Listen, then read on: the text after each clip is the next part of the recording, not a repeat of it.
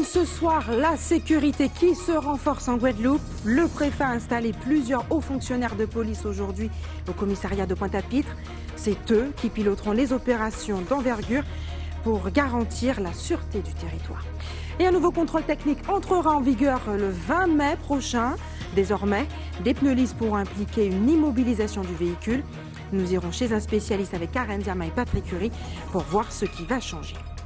Et rien ne va plus à Saint-François. Le système dépensé par les acteurs du nautisme pour bloquer l'arrivée des sargasses a montré ses limites, rendant de plus en plus difficile la pratique d'activités nautiques. Les images et les réactions des acteurs du secteur sont à venir. Et enfin, nous irons à la résidence Les Jardins de P17, inaugurée aujourd'hui à Grand-Camp aux Abîmes. Là-bas, les personnes à mobilité réduite ont des logements faits sur mesure et un jardin qui n'a rien à envier au potager de campagne. Bonsoir et bienvenue sur ATV Guadeloupe. Irez-vous travailler demain? Plusieurs organisations syndicales ont lancé un mouvement de grève générale reconductible. Enseignants, salariés du privé, vous sentez-vous concernés par cet appel à la grève? Voyons vos réponses recueillies aujourd'hui par Anne-Elisabeth Artsen et Moïse Dexter. La grève générale qui est appelée à demain, c'est pour pouvoir mettre en avant ce qui nous manque. Médicalement, on n'a rien ici. Donc oui, ça nous concerne tout le monde. Et j'espère que demain matin, il y aura tout le monde debout. Parce qu'on n'a pas de service sanitaire ici. Une bactérie, une maladie arrive maintenant, tout le monde est malade, tout le monde meurt. Donc je suis d'accord avec la grève. Pas d'hôpital, pas de transport. Par rapport à tous les problèmes qui arrivent en Guadeloupe et tout, donc c'est tout à fait normal qu'il faudrait qu'en tant que jeunes, qu'on puisse se mobiliser pour pouvoir essayer de défendre nos droits. Ben, j'en pense pas du bien, dans la mesure que la grève va retarder tous les systèmes. Ça reporte encore tout ce qui doit être fait. Donc ce qu'il faut faire, c'est s'organiser pour faire avancer les choses sans faire grève. Je me sentirai concerné, puisque je suis un Guadeloupéen avant tout. Et puis dans un second temps, je dirais un peu moins parce que je travaille dans ce premier temps, que je ne vais pas pouvoir manifester, mais que je suis de tout cœur tout de même avec ce mouvement. Je me sens concernée puisque la Guadeloupe va mal. Mais en fait, je n'y pourrais rien. Hein. Je me sens tellement pas concernée que je ne savais même pas qu'il y avait grève demain. Franchement, sans hypocrisie, je ne suis pas partante. Je constate, je vois, je comprends, j'entends, mais je ne suis pas partante. Surtout en ce moment. On est toujours concerné dès qu'il s'agit d'une grève, puisque nous sommes des gens qui veulent travailler en quelque sorte. Et c'est vrai que quand on regarde, on est taxé de partout, donc c'est vrai, c'est des situations anormales que nous vivons et effectivement, si on ne fait rien, on reste dans un système qui n'est pas bon. Et comment que je suis concernée? Parce que tout se dégrade. Et maintenant, malheureusement, la lutte syndicale n'est plus ce qu'elle était. Les gens ne se sentent plus concernés, ou bien ils sont blasés, ou ils se disent que ça ne sert à rien et qu'on n'y arrivera pas. Mais c'est toujours la lutte qui paye, surtout quand on est sûr de ce pourquoi on se bat. Dans ce cas, nous sommes tous concernés, surtout pour l'hôpital et l'eau, puisqu'on a besoin, ça fait partie des choses qui nous concernent au quotidien. Donc, j'espère que tout le monde suivra le mouvement. Et puis hier, il était le seul syndicat à ne pas avoir défilé dans les rues de Pointe-à-Pitre. La CFDT a ainsi préféré mettre en place ce jour-là une conférence pour parler de l'avenir du logement social en Guadeloupe. Pourquoi cet isolement et quelle est sa symbolique? Henri Berthelot est avec nous ce soir pour en parler. Henri Berthelot, bonsoir. Oui, bonsoir. Merci d'avoir accepté notre invitation. Ce soir, vous êtes le secrétaire général de la CFDT. Pourquoi avoir choisi de faire bande à part? Enfin, nous, on peut dire bande à part, c'est un grand mot. Vous n'y étiez pas. Oui, on n'y était pas, c'est tout à fait. Mais le problème, c'est que nous avons quitté la table des négociations, tout simplement, parce que si nous étions d'accord, effectivement, sur l'ensemble des revendications, les problèmes du CHU, les problèmes de l'eau, de l'emploi des jeunes, nous n'étions pas d'accord sur la méthode. Ce que nous voulions, c'est d'abord qu'il y ait un Grenelle social, ça veut dire une table ronde avec l'ensemble des acteurs pour les mettre devant leurs responsabilités. Et suite à cette responsabilité, en faisant ce travail, il n'y a pas de réponse, à ce moment-là, nous rentrions dans une grève générale. Parce que le 1er mai, c'était une histoire à deux coups. Ça veut dire on fait le 1er mai, et dans la dynamique, On faisait également le 3. Mais le 1er mai, c'est avant tout un jour symbolique, de justement célébrer toutes les luttes des syndicats. Tout à fait, c'est un jour symbolique, donc on a bien fait une manifestation symbolique. C'est aussi fort que la CFDT ne prenne pas part à ce défilé. Qu'est-ce que ça signifie? Ça signifie tout simplement nous sommes en désaccord sur les méthodes, d'accord? Voilà, donc qu'est-ce que vous dénoncez de façon concrète, Henri Berthelot? Ce qu'on dénonce tout simplement, c'est que nous voulons qu'il y ait un dialogue social dans ce pays. On ne pourra pas régler les problèmes seulement en dénonçant. Il faut un dialogue social et impliquer les acteurs. Tous les acteurs doivent être impliqués aujourd'hui dans la situation dans laquelle nous sommes. Donc, c'est bien d'aller faire un grand défilé, de dire, de manifester, c'est formidable, c'est le 1er mai. Mais le 1er mai m'impliquait également dans le 3 mai. Moi, je n'étais pas le 3 mai, donc j'ai préféré, depuis le 1er mai, ne pas rentrer dans la dynamique. Donc, par contre, je vous dis que je suis tout à fait d'accord sur les revendications, je suis tout à fait d'accord qu'il faut faire les choses. Mais le problème, il faut faire comme nous avons fait en 2009, ça veut dire faire un round avec l'ensemble des acteurs, les impliquant justement dans la problématique aujourd'hui de ce pays où il y a pas mal de problèmes, hein, problème de l'eau, problème des jeunes, on vient de le dire, problème du CHU, problème de transport, tous ces problèmes-là, on doit mettre ces personnes face à la réalité, face à leurs responsabilités. Et ce n'est pas seulement en me disant, bon, on va dénoncer, puis le matin, rien ne se fait. Moi, je veux aujourd'hui qu'il y ait une plateforme de revendication, qu'il y ait une implication de l'ensemble des acteurs, qu'il y ait l'implication de l'ensemble des organisations syndicales, et également l'implication de l'ensemble des Guadeloupéens. Mais il faut, comme vous avez vu tout à l'heure, il y a des gens qui disent je comprends pas. Donc il faut qu'on aille expliquer aux gens les problématiques et ce qu'on veut faire. Et le problème, c'est dans le dialogue social qu'on peut le faire. Alors nous constatons que l'ensemble des organisations syndicales disent que le dialogue social, c'est une connerie. Moi, je dis qu'il faut rediscuter. Il faut qu'on en parle avec les autres. Parce que effectivement, ce ne sont pas seulement les salariés qui font la Guadeloupe. Et c'est l'ensemble. Il faut les politiques, il faut les acteurs, il faut les patrons qui puissent répondre. Ce sont les patrons qui embauchent. C'est l'État qui embauche, ce sont les collectivités qui embauchent. Donc ces personnes, il faut leur mettre devant les responsabilités. Pourquoi aujourd'hui, 3 jeunes sur 5 ne travaillent pas en Guadeloupe? Donnez-nous une réponse. Qu'est-ce que vous faites? Pourquoi les gens qui viennent en Guadeloupe trouvent du travail et que nous, les Guadeloupéens, n'en trouvent pas? Donc ces questions doivent être posées à ces personnes directement.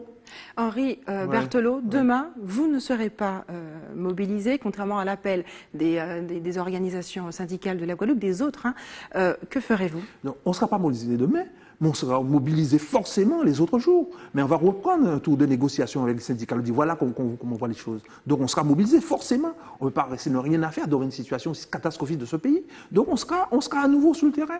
Mais là, on disait que c'était trop tôt. Le 3 était trop tôt, puisqu'on n'avait pas encore engager des négociations. Moi, je veux d'abord qu'on engage des négociations et puis on rentre à la grève générale. Avez-vous déjà des dates, un plan, une feuille de route établie? Non, mais on attend avec les autres, là. Je pense qu'après le 3 mai, on va se rencontrer. On prend la température? Vous prenez la température de la population avant? Voilà, non, on prend la température. On a la température. Est-ce que vous souhaitez un 2009 bis?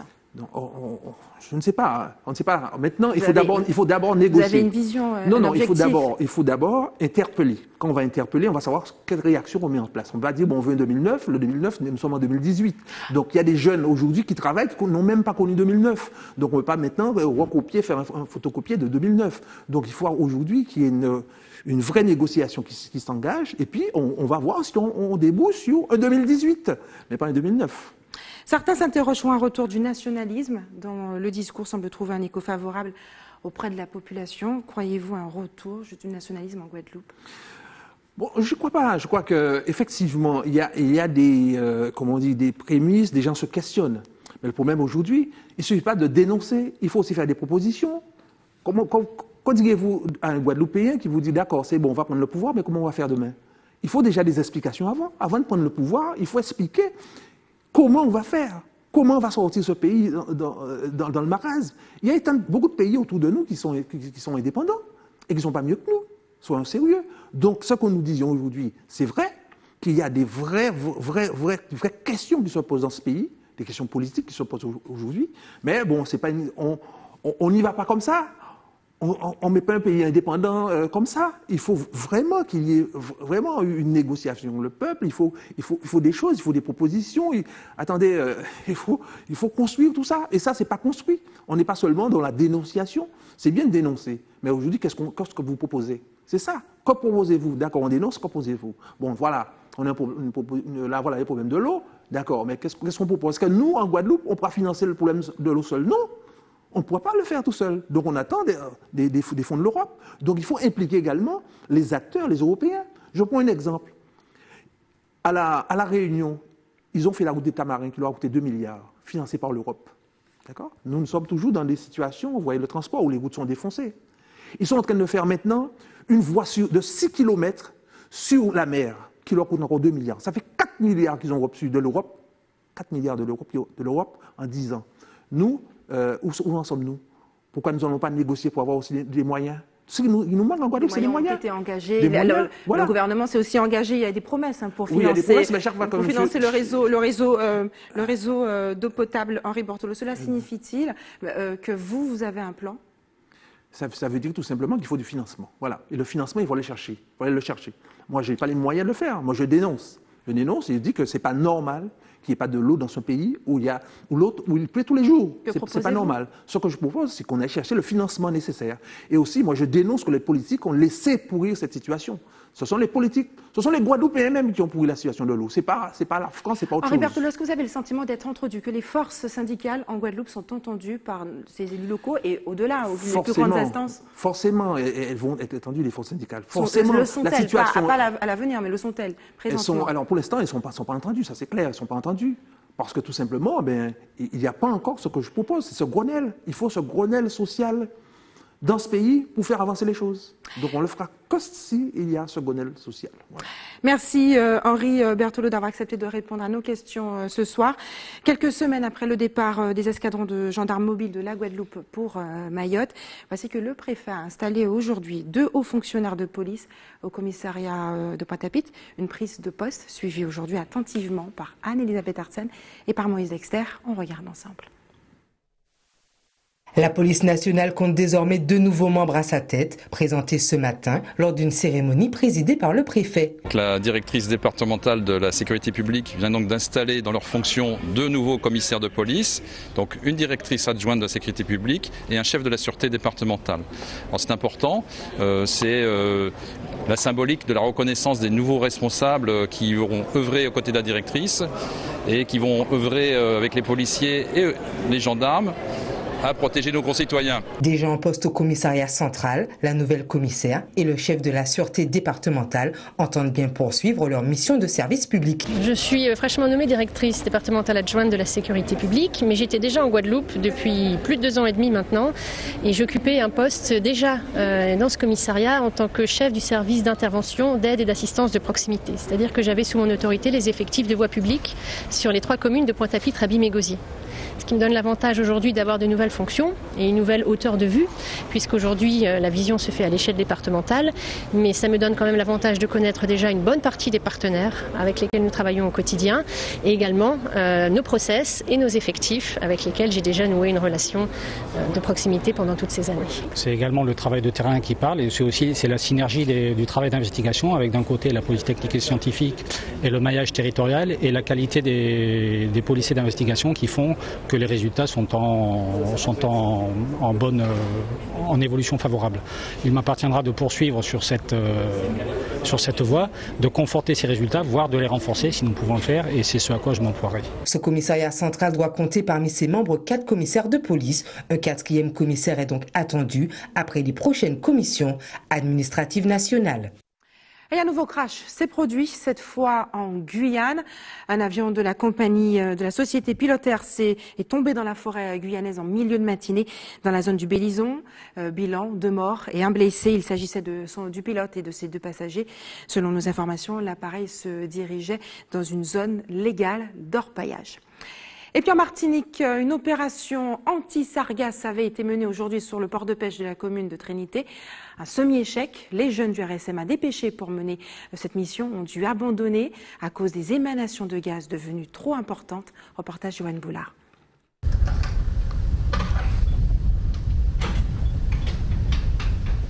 Aux côtés de l'action de ce 9 tonnes, Louis Djer, rescapé d'une équipe de 9.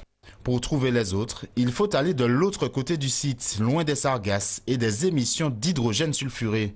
À force de retourner les sargasses et tout, on a commencé à prendre quelques odeurs assez fortes et c'est de là qu'on nous a dit non, qu'on ne boit pas. Sans dosimètre, on ne peut pas travailler parce qu'on ne sait pas quelle quantité de gaz qu'il y a, quelle quantité de gaz que les sargasses rejettent. Nicolas, lui, à l'abri dans son cockpit, est encore à la manœuvre. Je dois retirer les algues qu'ils me donnent et je dois les remplir dans le camion. Là, si tu viens entre 5 et 10, c'est que tu mets ton masque et tu dégages. Une mission menée sous surveillance. Mais un militaire et sa machine face à des tonnes de sargasses, presque mission impossible. Si ces algues sont enlevées à chaque arrivée, immédiatement, nous pourrions en venir à bout. C'est ce que nous avons fait à Sainte-Marie, c'est ce que nous avons fait au Diamant. Ça marche très bien, avec des faibles taux d'émissions gazeuses. Aujourd'hui, sur ce site pollué depuis un certain temps, nous sommes confrontés à de grosses émanations, ce qui est dangereux dans un rayon d'une 50aine de mètres. Et donc, pour les riverains. Je suis chez moi, quand je suis à la maison, je crois que c'est mon gaz qui part à la maison, pendant ce temps c'est pas vrai. C'est l'odeur de ce microbe, pas ce microbe, de cette herbe-là, qui vient nous donner des problèmes. Un collectif a donc vu le jour, objectif, réclamer des mesures immédiates. Mais à qui s'adresser ? 300 mètres, ça relève de la compétence de la commune. Après, en haute mer, c'est l'État. Et ici, l'aménagement, ça dépend de la CTM. Ça ne peut pas durer. Il faut qu'il y ait un seul interlocuteur. Et c'est ce que nous avons demandé au préfet ce matin. On lui a dit, on ne veut plus avoir affaire à 3 personnes morales. On veut avoir une seule autorité. L'État, le seul capable aussi d'entraver le phénomène depuis les portes de l'Amazonie. Il y a des pays comme le Brésil et la Guyane qui pourraient prendre des mesures pour empêcher que ces sargasses n'arrivent chez nous, mais elles vont demander une participation financière. Donc il faut une coopération interrégionale ou internationale même pour que ce problème soit réglé. Et il faut que ce soit l'État qui règle ça. Vendredi, le préfet annoncera les futures mesures. Le statut de catastrophe naturelle n'en fait pas partie. L'invasion de sargasses ne correspondrait pas aux critères. Et les sargasses continuent de faire des dégâts dans la commune de Saint-François, la plus fortement impactée en Guadeloupe. Elles ont ralenti depuis quelques semaines toutes les activités liées à la mer, notamment celle de la base nautique. Reportage Karen Diamin, Patrick Curie. Aujourd'hui, Clara et Bixente auraient dû profiter de leur matinée pour partir en mer. Seul problème, les sargasses qui envahissent la base nautique de Saint-François. Je viens depuis septembre et ça embête beaucoup parce que ça empêche de naviguer et puis ça sent pas très bon et ça nous gêne toujours. Comme les sargasses puent, ça donne aussi mal au ventre, alors il faut bien faire aussi son activité. C'est embêtant, puis je pense, ça peut peut-être polluer la terre. Depuis quelques semaines, le centre a bien du mal à maintenir une activité normale. Les collèges ce matin ils sont arrivés vers 7h15 sur le centre nautique. À la descente, le plan d'eau était vraiment rempli de sargasses, ils ont fait demi-tour. Les enfants ont dit non au professeur. Et nous, le mercredi, c'est une journée très importante pour nous parce qu'on accueille les gamins de l'âge de 6 ans en l'optimise, en planche à voile et aussi en catamaran. Donc il est force de constater que vu l'odeur, vu tout ce qui arrive encore derrière, on ne pouvait pas mettre à l'eau les enfants. Les sargasses, évidemment, en dehors de l'odeur que ça véhicule. L'eau est, on va dire, peut-être impropre à la baignade. On attend vraiment les retours des tests faits par l'ARS. Donc, c'est toutes des conditions qui font que les gens ils préfèrent un peu soit retarder leurs activités ou soit aller ailleurs. Et à l'approche des vacances d'été, les responsables du centre ne cachent pas leur inquiétude. L'image n'est pas bonne parce que déjà on est en train de vendre déjà les activités pour les vacances de juillet-août.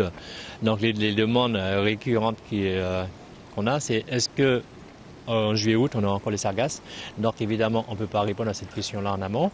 On n'a pas une mémise sur l'environnement. J'espère quand même qu'une fois que le courant normal va se mettre en place, on va être débarrassé de ce fléau. Le centre nautique de Saint-François accueille une 50aine d'enfants par jour. Et restez sur ATV Guadeloupe dans quelques minutes. Contrôle technique, l'État va resserrer les boulons. Et puis du jardinage adapté aux personnes à mobilité réduite. Le concept a éclos dans une résidence à Grand Camp aux Abîmes aujourd'hui. Mais avant, vous avez jusqu'au 20 mai pour effectuer le contrôle technique de votre voiture. Passé ce délai, vous serez soumis au nouveau dispositif qui s'annonce nettement plus rigoureux. Le détail avec Karen Diamin et Patrick Curie qui se sont rendus chez un spécialiste.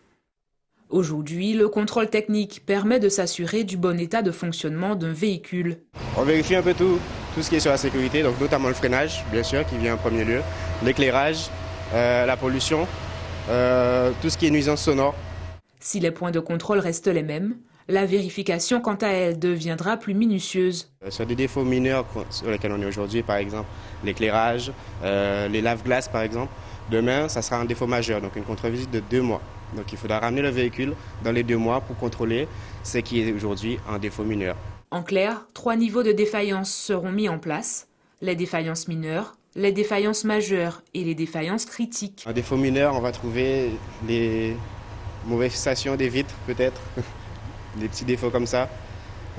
Détérioration du siège, s'il est un petit peu abîmé à force. Une mesure régulière au niveau de la corrosion sur la voiture. Maintenant, ils sont rares, hein. D'accord, ça sera plus des défauts majeurs sur les lave-glaces, l'éclairage, le freinage, les portières, le pare-brise, etc. Et un défaut critique, effectivement, le freinage et mauvaise visibilité. Donc, les phares qui ne fonctionnent pas, les feux stop qui ne s'allument pas, tout ça, c'est du critique. Il faudra réparer ça dans la journée, avant minuit. Les sanctions, elles aussi, deviendront moins anodines. Aujourd'hui, si on vous arrête, vous avez oublié le contrôle technique, on vous donne une amende de 90 € et une fiche d'immobilisation du véhicule pour faire le véhicule sous les 7 jours. À partir du 20 mai, vous viendrez au contrôle technique et vous aurez une interdiction de circuler. Donc vous ne pourrez pas circuler avec le véhicule en état de cause. On vous arrête avec le véhicule malgré tout parce qu'il faut bien travailler, etc. C'est au risque et péril. Pour éviter risques et amendes inutiles, les usagers ont jusqu'au 20 mai prochain pour s'acquitter des vérifications nécessaires. Et nous sortons des pots d'échappement pour parler santé maintenant. La date du 1er mai marquait la journée mondiale de l'asthme, une maladie respiratoire qui toucherait pas moins d'une personne sur 3 en Guyane. Afin de sensibiliser le plus grand nombre et de permettre une meilleure prise en charge, l'hôpital de Cayenne avait organisé aujourd'hui une journée d'information. Jonathan Lariot d'ATV Guyane y était aussi. Souffler dans ce petit bâtonnet peut permettre d'éviter bien des tracas. Après une rapide vérification de la puissance du souffle produit, les infirmières peuvent avoir accès à une information capitale, si oui ou non une personne présente un haut taux de probabilité d'être asthmatique. Pourquoi pas? Parce qu'il y a des gens, ils toussent, on va dire, mais ils ne savent pas pourquoi. C'est pas une grippe comme on peut avoir à tout moment. Vaut mieux savoir, parce qu'après on peut vivre avec. Si la maladie est connue du grand public, très peu en connaissent les symptômes. Certains, comme Patricia, le découvrent lors de la manifestation des conséquences.